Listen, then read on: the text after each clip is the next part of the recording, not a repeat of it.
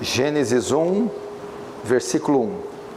No princípio criou Deus o céu e a terra. Até aí. No princípio criou Deus o céu e a terra.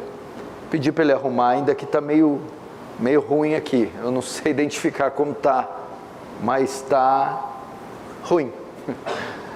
Está... Como que está aqui, Thales? Médio grave. Como é que é? Está alto, médio e grave. Som, 1, 2, teste. Isso, parece que agora som. Som. Ele não mexe nada lá, ele espera eu falar, tá bom. Aí fala, não mexe em nada. É só um placebo, né, João? Agora diminuiu um pouco o retorno e perdeu o brilho. Antes eu achava que isso aqui era tudo bobeira, né? Isso aqui era vaidade de músico, de pregador. Hoje eu vejo que não é não. Som, 1, 2, som. Aí, agora melhorou. Agora melhorou. Pessoal, então vamos fechar os olhos e orar. Querido Deus, diante de Ti nos colocamos mais essa noite, carentes da Sua graça, da Sua misericórdia, carentes, Deus, do Seu grande poder. Senhor, sei que nós não somos dignos do Senhor e nem conseguimos atingir Seus padrões. Dependemos de misericórdia e graça constantemente, e hoje não será diferente. Faz o Seu temor ser implantado nesse local, Senhor. Faz o Seu povo temer o Senhor da devida maneira, temer de modo compatível a Sua majestade, a Sua glória. É o que te pedimos em nome de Jesus. Amém. Por isso que Salomão disse que o temor do Senhor é o princípio da sabedoria. Se tem algo mais majestoso que você pode manifestar a Deus, isso é o temor. E se tem algo de pior, de mais horroroso que você pode fazer a Deus, é não demonstrar temor. Qual é o contrário do temor? Irreverência, carnalidade, destemor. Isso não tem nada de mais grave em fazer isso, como Nadab e Abiú, por exemplo, foram oferecer fogo estranho no altar e o Senhor os matou. E vai tentando melhorar o brilho aí, João, que ainda não está bom não. E Uzá, quando a arca da aliança ia cair, tocou na arca, Deus o matou. Quando no Monte Sinai Moisés sobe e a sarça está lá ardendo, que era uma teofania, Deus estava ali, a Bíblia diz que Moisés não ousou olhar para a sarça, temor. E Deus pediu para ele tirar as sandálias dos pés, temor.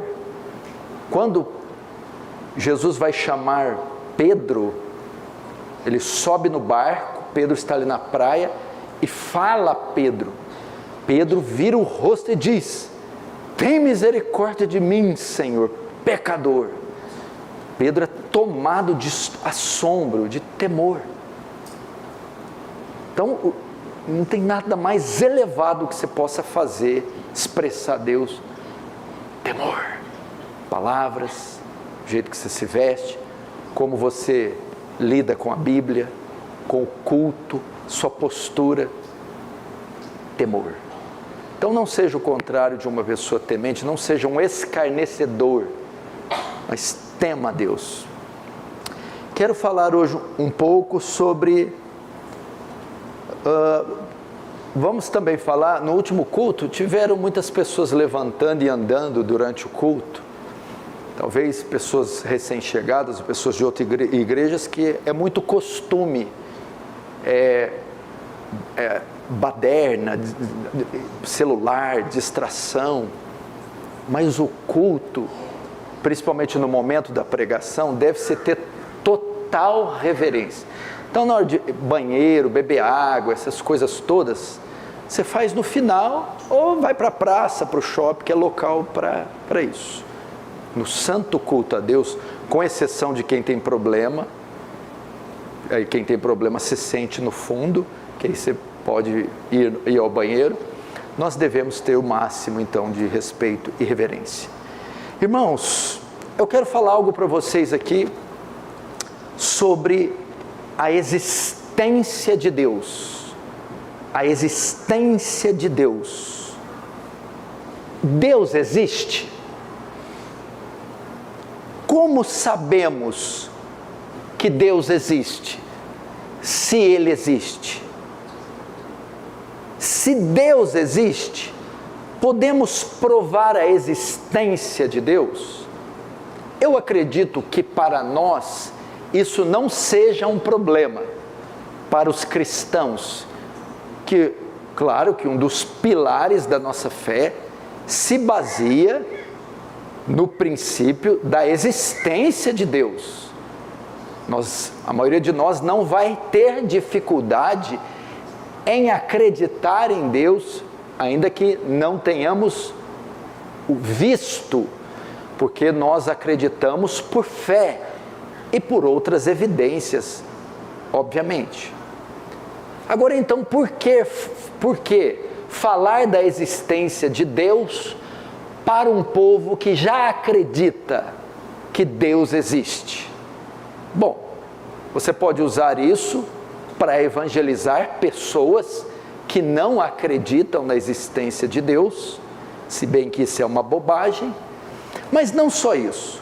Estudar sobre a existência de Deus aumenta a nossa fé, a nossa convicção da sua existência e a nossa admiração, o nosso fascínio por esse Deus maravilhoso.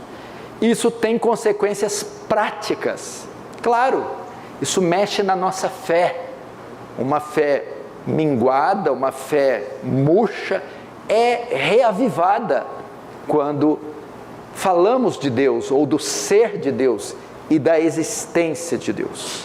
Então esse é o meu desejo. Se Deus então existe, nós podemos provar sua existência? É isso que nós veremos hoje. Veremos alguns argumentos em favor da existência de Deus, com a finalidade que isso mexa, avive a sua fé. Esse é meu desejo. O primeiro argumento, ou o primeiro ponto do meu sermão para provar a existência de Deus é a consciência humana. A consciência humana. A grande verdade é que todas as pessoas têm no seu íntimo, na sua intuição íntima, ou no íntimo da sua consciência, que Deus existe. Por quê? Porque na sua criação isso foi colocado. Eclesiastes capítulo 3 diz que Deus criou o homem e colocou nele a eternidade. Então a consciência humana é uma prova da existência de Deus, porque não há pessoa que no íntimo, na sua consciência, não saiba disso. Romanos 1:21, Paulo afirma que os incrédulos tinham conhecimento de Deus, mas não o honravam como Deus. Está escrito aqui: porquanto tendo conhecimento de Deus, não glorificaram como a Deus. No mesmo capítulo 1 de Romanos, no verso 25, o texto diz que eles mudaram a verdade de Deus em mentira. Você conhece esse texto? Esse texto mostra que de alguma forma os incrédulos rejeitaram alguma verdade intrínseca, inerente em si mesmos, da existência de Deus. Porque Paulo está falando aqui no capítulo 1 de gentios, de incrédulos, de pagãos, de gregos e de romanos, que sequer criam ou confessavam com a boca a existência de Deus. Mas o texto afirma que eles mudaram a verdade de Deus em mentira, mostrando que rejeitaram alguma porção de verdade da existência de Deus. Aonde? Nas suas consciências. E o próprio Romanos 1,19 diz também: porquanto o que de Deus se pode conhecer é manifesto entre eles. Deus lhes manifestou. O que se pode conhecer de Deus? Pode ter algum conhecimento de Deus? O homem pode ter algum conhecimento, mínimo que seja? Paulo diz que pode. O texto diz: o que de Deus se pode conhecer, Deus manifestou a eles. Então o incrédulo, o pagão, seja quem for, tem um mínimo de conhecimento de Deus, manifestado por Deus nas suas consciências. Então, se há o conhecimento de Deus na consciência íntima dos homens, por que então existem ateus? Por que então eles insistem em negar a existência de Deus? Romanos 1,18 diz isso, porque os homens decidiram negar as suas consciências, ou a intuição das suas consciências. Romanos 1,18: do céu se revela a ira de Deus contra toda a impiedade dos homens, que suprimem a justiça de Deus. O texto diz que detém a verdade de Deus pela injustiça. Por que existem ateus? Porque eles pegam a verdade da existência de Deus, que está colocada nas suas consciências, e as rejeitam, as suprimem, as sufocam, as esmagam. É a ideia do grego aqui, do texto: detém a verdade, suprimem, esmagam, estrangulam, asfixiam. É só dessa forma que eles conseguem ser ateus e conseguem negar a existência de Deus, porque eles pegam essa revelação colocada na consciência, na sua intimidade, e a rejeitam. Isso também está no Salmo 14, verso 1. Disse o nécio em seu coração: não há Deus. É chamado de nécio, de tolo, o que rejeita a verdade de Deus. E o verso 20 diz que por causa disso eles são indesculpáveis. O verso 20 diz: tais homens são por Deus indesculpáveis. Mas como podem ser indesculpáveis se eles não acreditam na existência de Deus? São desculpáveis porque a existência de Deus é revelada a todas as consciências dos homens. Por isso eles são indesculpáveis no dia do juízo. Então essa é a primeira verdade, ou primeiro argumento em favor da existência de Deus: a consciência humana. Todo homem de todas as civilizações, em todos os séculos, em toda a história da humanidade, teve e tem um certo conhecimento de Deus imprimido em suas consciências. O segundo argumento é a revelação especial e a geral. Revelação especial e geral comprovam a existência de Deus. Além da consciência, encontramos evidências da existência de Deus nas Escrituras, revelação geral, e na natureza. As Escrituras falam de Deus. A Bíblia fala de Deus, ok?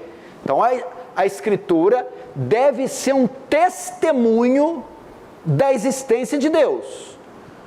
O que é a Escritura? O que é a Bíblia? É um acervo confiável de documentos históricos que tem na sua autoria Deus.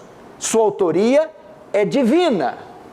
A Bíblia serve como um documento, como um material, como um livro confiável para provar a existência de Deus? Vamos entender então o que é a Bíblia, porque muita gente tenta desacreditar ela. A Bíblia toda foi escrita em 1500 anos, ok? Para a Bíblia toda ficar pronta, de Gênesis a Apocalipse, levaram 1500 anos. Foi escrita por 40 autores diferentes, em épocas diferentes, de personalidades diferentes. Autores estes que não se contradizem. Um livro escrito em 1500 anos por 40 autores e que tem perfeita harmonia e tem como tema central a redenção do homem através do seu Filho Jesus. Para você ter uma ideia da confiabilidade da Bíblia, Platão escreveu entre 427 e 347 a.C. Foi o que os seus escritos originais dataram de 347 a.C. A cópia mais antiga que tem dos escritos de Platão, porque os escritos não sobraram, se desfizeram, que tem cópias. A cópia mais fidedigna data de 900 depois de Cristo, ou seja, um total de 1200 anos. Então olha que tipo de documento é. O que você mais tem próximo do que Platão escreveu, está distante dele 1200 anos. O Novo Testamento, entretanto, foi escrito de 40 a 100 depois de Cristo, ok? E o que você tem, as cópias mais próximas desse tempo, datam de 125 depois de Cristo. Ou seja, entre 70 e 25 anos é a distância da cópia do livro original. Não há documento mais fiel do que a Bíblia. A cópia mais próxima do original você tem entre 25 e 50 anos. Todos os outros documentos da história você tem 1000 anos de distância da cópia com o original. Então ele é um livro absolutamente confiável. E nesse sentido, a Bíblia testifica que Deus existe. No verso que abrimos, Gênesis 1, verso 1. No princípio criou Deus os céus e a terra. No original hebraico, começa com Deus, no princípio, criou os céus e a terra. Se a Bíblia, então, testifica da existência de Deus, e a Bíblia é um documento histórico confiável, então ela serve de argumento para a existência de Deus. Este livro, que tem sua historicidade comprovada, testificada, diz que Deus existe. É a revelação especial, é a revelação das Escrituras. Segundo, a revelação geral. A natureza também testifica da existência de Deus. Paulo diz em Romanos, capítulo 1, verso 20, porque os atributos invisíveis de Deus, assim como o seu eterno poder, como também sua própria divindade, claramente se reconhece desde o princípio do mundo, sendo percebido por meio das coisas que foram criadas. Então Paulo diz que a divindade de Deus é claramente percebida, é claramente testificada. Vamos melhorar. Paulo diz que a existência de Deus é claramente testificada por meio das coisas que foram criadas. Que coisas? O universo, toda a sua complexidade e beleza, começando, por exemplo, com o homem. Quando você está em dúvida quanto à existência de Deus, será que Deus existe? Olhe para o homem. O homem foi criado à imagem e semelhança de Deus. Então, quando você olha um homem, uma pessoa, você vê as digitais de Deus. Ok? O que significa ser criado à imagem e semelhança? Vamos conhecer um dos atributos de Deus. Atributos são características pessoais de Deus. Uma das características de Deus é a sua pessoalidade. Pessoalidade implica em Deus ser pessoa. O que é ser pessoa? É ter razão, vontade e sentimentos. Razão, pensamentos. Vontade, capacidade de escolha. E sentimentos, emoções. E quando Deus faz o homem à sua imagem e semelhança, um Deus pessoal faz seres pessoais, de modo que o homem também tem vontade, razão e pensamentos. Então, na natureza, na criação, pode-se ver claramente a existência de Deus, começando então com o homem. Os céus também, o universo diz isso. O Salmo 19 diz que os céus proclamam a glória de Deus, e o firmamento anuncia as obras de suas mãos. Então a natureza está aí por toda parte. Meu irmão, nada é simples nesse mundo. Se você estudar uma gota d'água, um pingo d'água, e ver a composição dela, e a quantidade de moléculas, você fica extasiado. Uma gema de ovo é mais complexa que a cidade de Nova York. Uma folha de uma árvore é mais complexa do que São Paulo. Então você pode ver isso claramente na criação. E também no fato de como o mundo é sustentado. Você vê a existência de Deus. Em Atos 14, 17, mostra isso. Vou ler o 15. Senhores, por que fazer isso? Nós também somos homens como vós, sujeitos aos mesmos sentimentos, e vos anunciamos o Evangelho, para que dessas coisas vãs vos convertais ao Deus vivo, que fez o céu e a terra, o mar e tudo que neles há, o qual nas gerações passadas permitiu que todos os povos andassem nos seus próprios caminhos. Contudo, não se deixou ficar sem testemunho de si mesmo. Opa, Deus não deixou ficar sem testemunho de si mesmo. Deus deixou alguma coisa, Paulo está dizendo, para mostrar que Ele existe. O quê? Aí Paulo continua. Fazendo bem, dando-vos do céu chuvas e estações frutíferas, enchendo o vosso coração de fartura e de alegria. O modo como o mundo e as criaturas que nele existem, são sustentadas, mostram também a existência de Deus.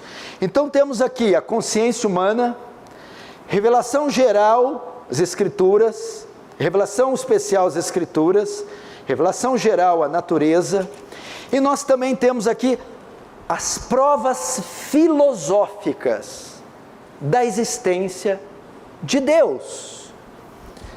As provas filosóficas têm o objetivo de mostrar que não é racional dizer que Deus não existe, e provar pela razão que Deus existe.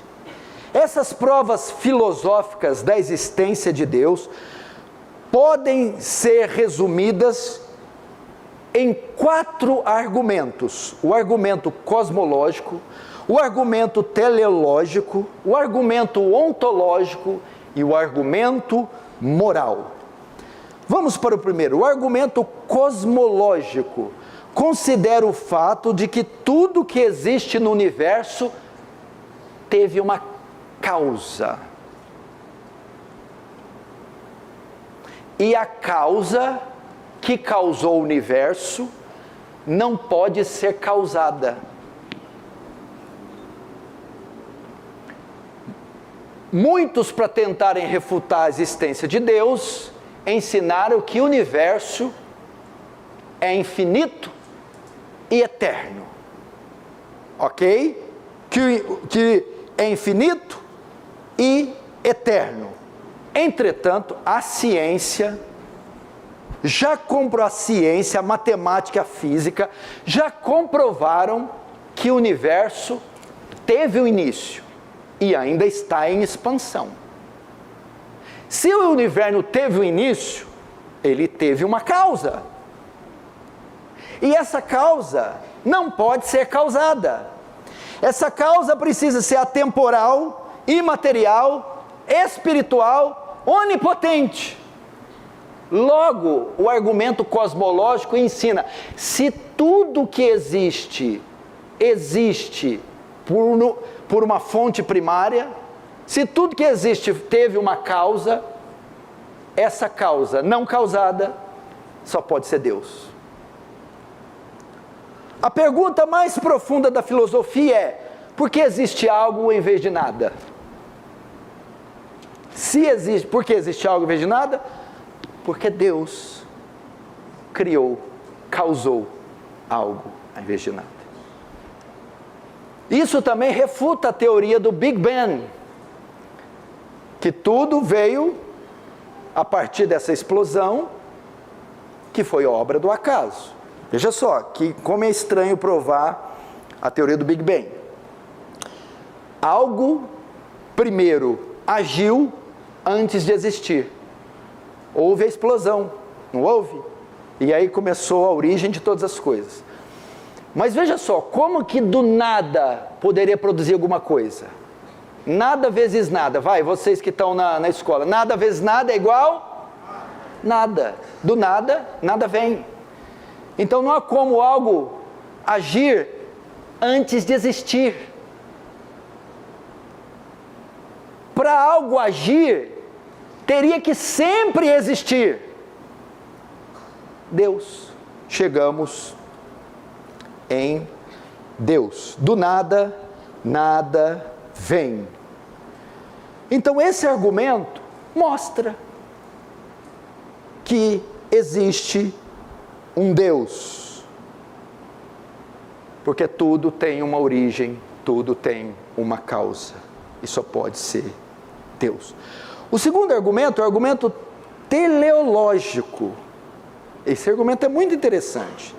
Ele tem característica do cosmológico, mas ele vai além. Não só afirma que o universo tem uma causa, mas diz da harmonia com que tudo foi criado e como tudo funciona. Tudo está no seu lugar, em tempo e órbita, em espaço. Tudo foi feito com perfeição e tudo funciona com perfeição. O argumento teleológico mostra que o universo foi planejado, é o famoso design inteligente, defendido pelo nosso querido Marcus Eberlin e o nosso saudoso Adalto Lourenço, que partiu para estar com o Senhor essa semana. Você já parou para pensar? A questão não é só que tudo existe. A questão é que tudo existe em perfeita ordem. E não dá para sustentar que a complexidade do universo e a ordem e a harmonia com que tudo funciona foi obra do acaso. Quando você estuda o universo, você vê primeiro, foi planejado. Foi plano deliberado de uma mente inteligente. Então está tudo em perfeita ordem. E isso dá provas que há uma mente inteligente por trás. Portanto, o argumento diz que se o universo foi planejado, deve existir alguém inteligente por trás, que o criou para que ele funcionasse assim. Deus.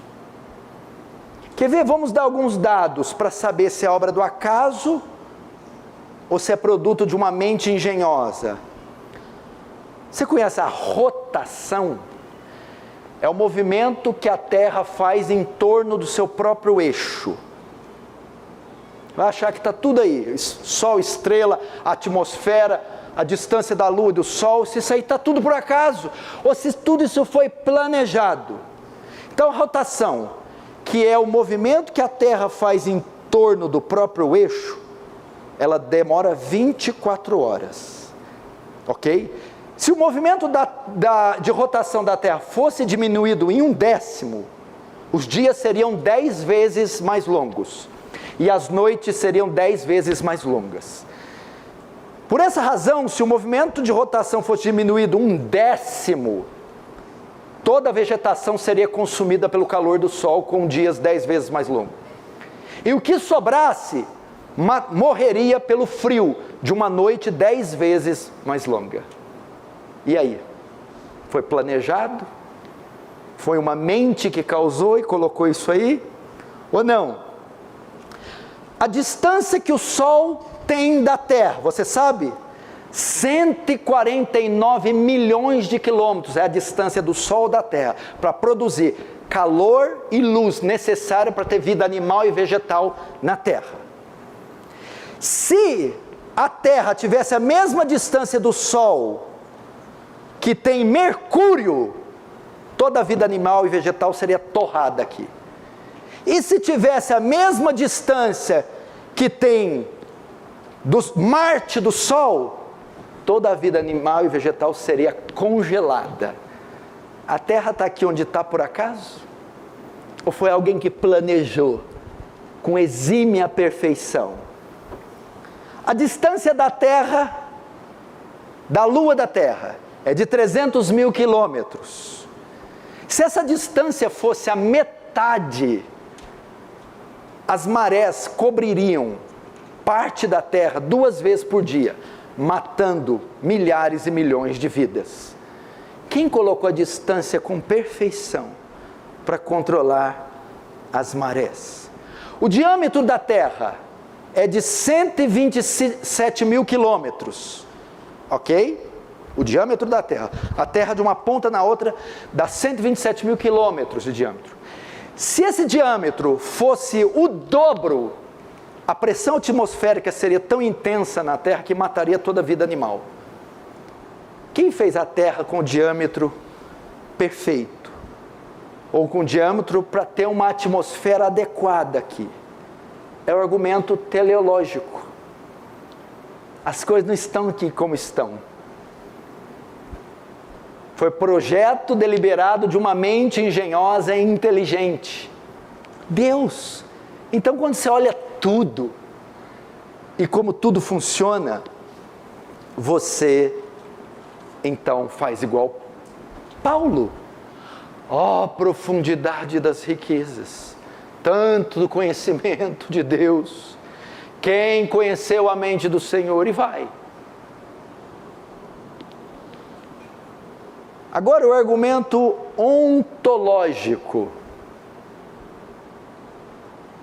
O argumento ontológico parte da ideia de Deus definido como um ser maior que qualquer coisa que se possa imaginar. Logo, conclui-se que a origem da existência deve pertencer a Deus. Esse argumento veio de Anselmo de Cantuária, que disse o seguinte: se é pelo menos possível que Deus exista, então conclui-se que Ele existe. Esse não é argumento que faz uso da ciência ou da observação, mas faz uso da lógica. E Anselmo, vou ler aqui,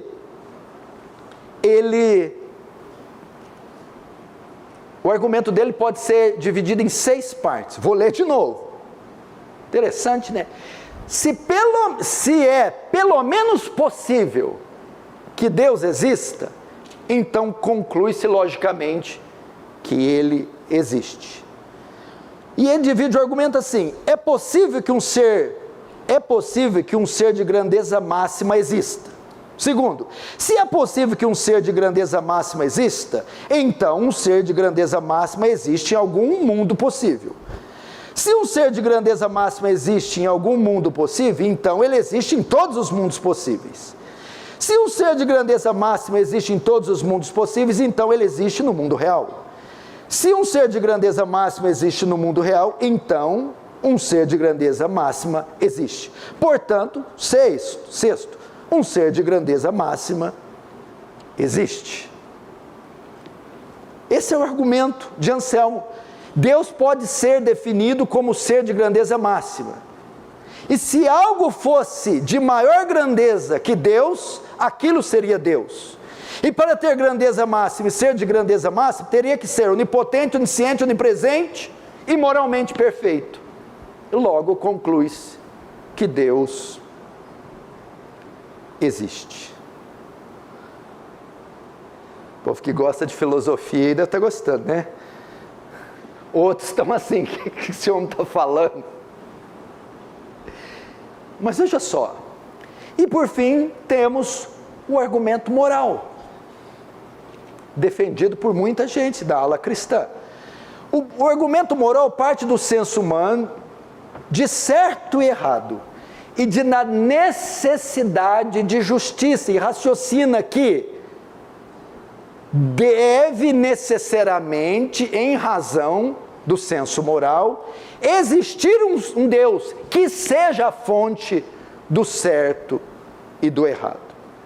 Porque se Deus não existe, então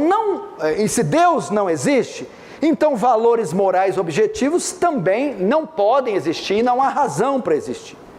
Agora, o fato de existirem valores morais objetivos, o fato de haver valores morais objetivos, como saber que não é certo o estupro, o assassinato, o aborto, isso então aponta para a existência de um Deus soberano, justo e bom, que nos criou com valores morais. Porque o certo e errado implica num padrão de lei mais elevado, correto? E a lei exige um legislador, porque a lei moral transcende a humanidade, e ela exige um legislador universal. Nesse sentido, esse legislador, essa fonte do bem, da moral, é Deus. Logo, o argumento moral é usado para a existência de Deus. Queridos irmãos, o que eu mais gostei estudando, preparando este sermão, é agradecer a Deus por ser cristão, agradecer a Deus por crer em Deus, ao invés de não crer em nada. Agradecer a Deus por estar pisando em terreno sólido. Nesse sentido, isso mexeu com a minha fé e me deu uma alegria tão grande de saber que eu estou no lugar certo. Que crer na existência de Deus é a melhor coisa que alguém poderia ou pode fazer. E que de fato Ele existe. Ele é a fonte que sustenta, que deu origem a todo esse universo. E que criou todas as coisas. Quer ver? Para nós fascinarmos com o ser desse Deus, vamos ler todos juntos aqui o Salmo 139. Você vai entender o que eu estou falando. Salmo 139, que é uma coisa maravilhosa.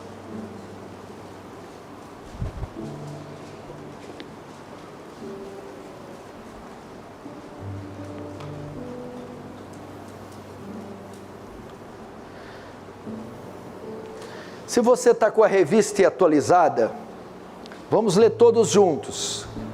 Pode começar, vai. Senhor,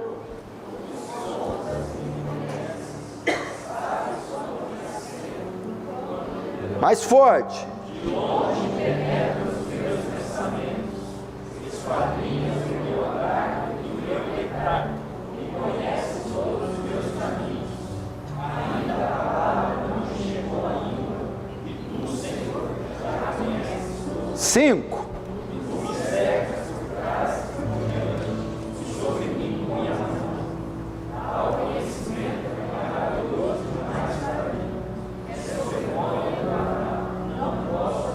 Todos lendo, vai. Para onde eu sacarei teu espírito?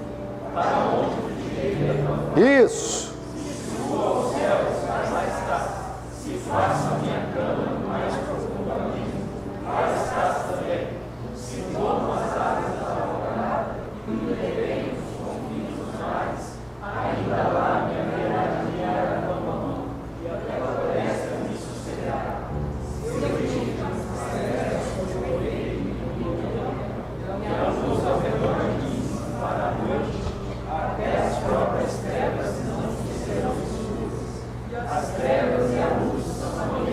Treze.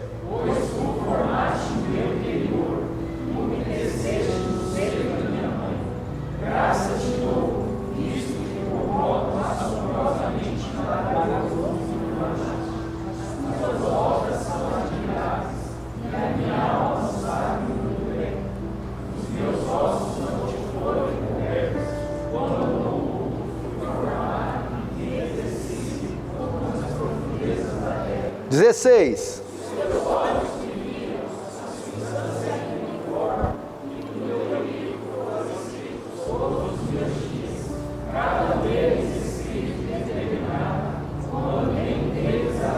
Dezessete.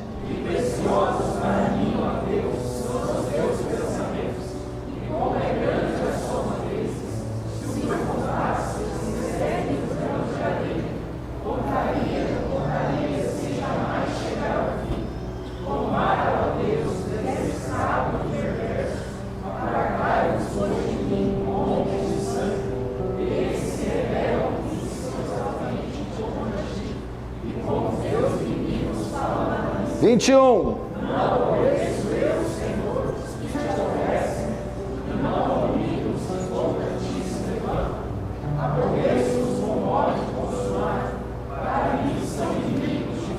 Agora bem forte.